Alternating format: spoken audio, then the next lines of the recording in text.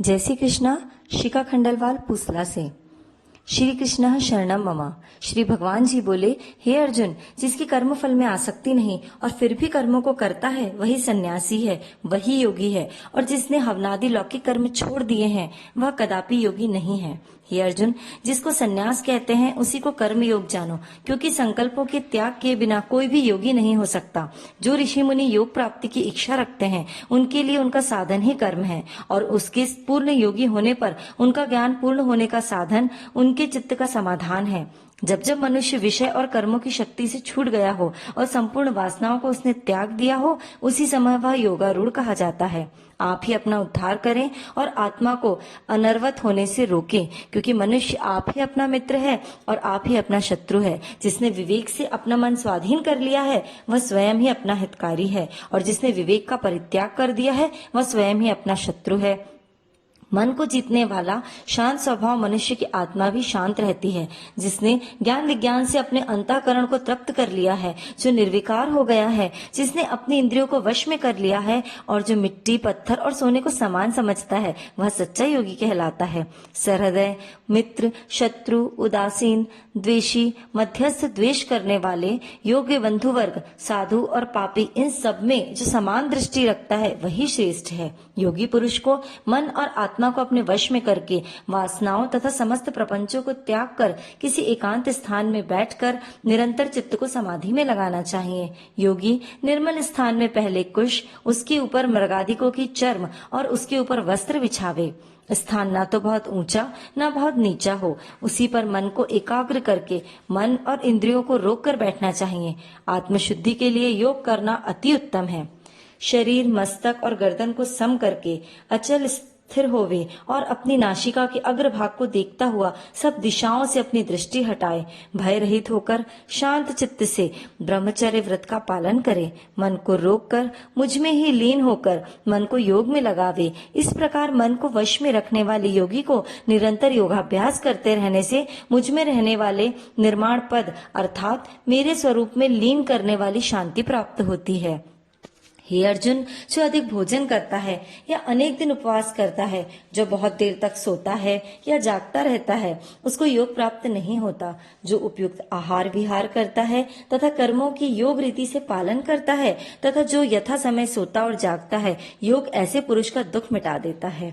तब संयम को प्राप्त हुआ चित्त अपनी आत्मा में हो जाता है और मन कामनाओं से निवृत्त हो जाता है। तभी योगी मोक्ष पद पा जाता है। जिस प्रकार वायु रहित स्थान में रखा हुआ दीपक चलायमान नहीं होता, उसी प्रकार योगी अपने चित्त को निश्चल रखकर उसका संयम करता है और अंतःकरण की समाधि लगाता है।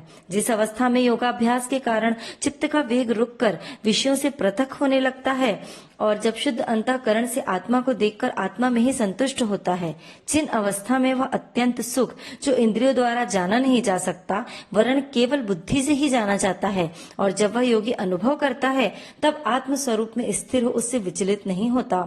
इस अवस्था को पाकर फिर और कोई लाभ उसको इच्छा नहीं लगता, और जहाँ स्थिर होने पर और कोई बड़ा भारी दुख उसको वहां से चलायमान नहीं कर सकता। इस अवस्था का दुख संयोग वियोग कारक नामक योग जानना हो तो योग निर्विकल्प चित्त से निश्चय करके जानना चाहिए।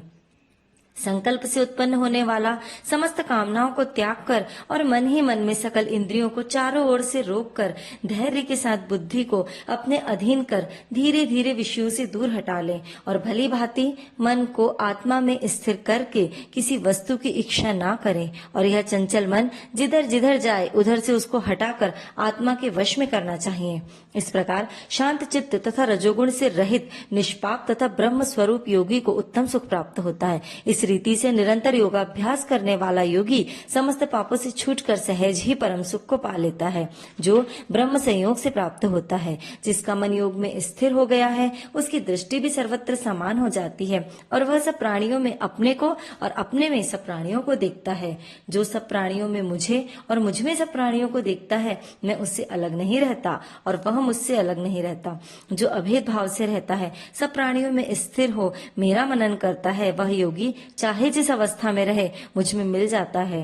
हे अर्जुन, जो समस्त प्राणियों के दुख सुख को अपने ही दुख के समान समझता है और सबको समान देखता है, वही श्रेष्ठ योगी है। अर्जुन बोले, हे मधुसूदन, आपने जो योग बताया कि सबको अपने ही समान देखो, सो मन के चंचल होने के कारण मैं उसको अपने दृढ़ में स्थिर होते नहीं देखता हूँ। हे कृष्ण, चंचल मन बड़ा ही हठी, पराक्रमी और दृढ़ है। इसको अपने अधीन रखना तो मुझे वायु को बांधकर रखने के समान प्रतीत होता है। भगवान श्री कृष्ण बोले, हे महाभावो, इसमें संदेह नहीं कि मन अति चंचल है, इसको वश में करना बहुत ही कठिन है। तो भी हे कुंती पुत्र, अभ्यास और वैराग्य इनसे वश में किया जा सकता है। जिसका मन वश में नहीं, उसको योग अत्यंत दुर्लभ है, ऐसा मेरा मत है। परंतु मन को वश में करने वाले प्रयत्न करते रहने से उपाय द्वारा इस योग को प्राप्त करते हैं। अर्जुन ने कहा, हे कृष्ण, जिनमें श्रद्धा तो है पर योग प्राप्त करने में सफल नहीं हुआ है, और जिसका चित्त योग से विचलित हो गया है, वह योग सिद्धि न पाने से किस गति को प्राप्त होगा। हे महाबाहो, जिसका पहले आश्रय भी गया और ब्रह्म प्राप्ति भी नहीं हुई, वह दोनों ओर से भ्रष्ट होकर विच्छिन्न मेघ के समान नष्ट तो नहीं हो जाता। हे कृष्ण, यह संदेह आपको ही दूर करना पड़ेगा। इसको दूर करने वाला आपके अतिरिक्त कोई और नहीं है।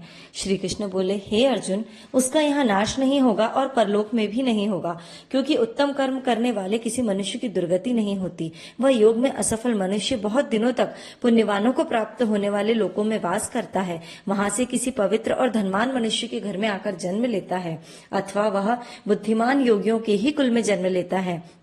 इस प्रकार जन्म का पाना भी इस लोक में बड़ा दुर्लभ है। हे कुरुनंदन, वह योगियों के वश में जन्म लेकर पूर्व जन्म के बुद्धि संस्कार अर्थात आत्मज्ञान को पाता है और उससे अधिक सिद्धि के लिए यत्न करता है। पूर्व जन्म में किए योगाभ्यास के बल से अनेक विघ्नों के पड़ने पर भी वह मोक्ष को प्राप्त होता है। योग की यदि केवल इच्छा ही की हो तो पुरुष शब्द ब्रह्म के परे जा पहुंचता है। जो बड़े परिश्रम और यत्न से योगाभ्यास करता है, वह पापों से छूट मोक्ष को पाता है। बड़े तपस्वियों के योगी श्रेष्ठ हैं, जो शुद्ध होकर अनेक जन्मों में परिश्रम करके सफल होता है, और ज्ञानियों से भी योगी श्रेष्ठ हैं। इसलिए हे अर्जुन, तुम योगी बनो। केवल मुझ में ही मन लगाकर योग प्राप्ति के लिए जो मेरा भजन करता है, उसको समस्त योनियों के मध्य से मैंने अत्यंत श्रेष्ठ माना है। इति श्रीमद् भागवत गीता 6वां अध्याय समाप्त। जय श्री कृष्णा। मैं शिखा नाटानी, पुसला, अमरावती से।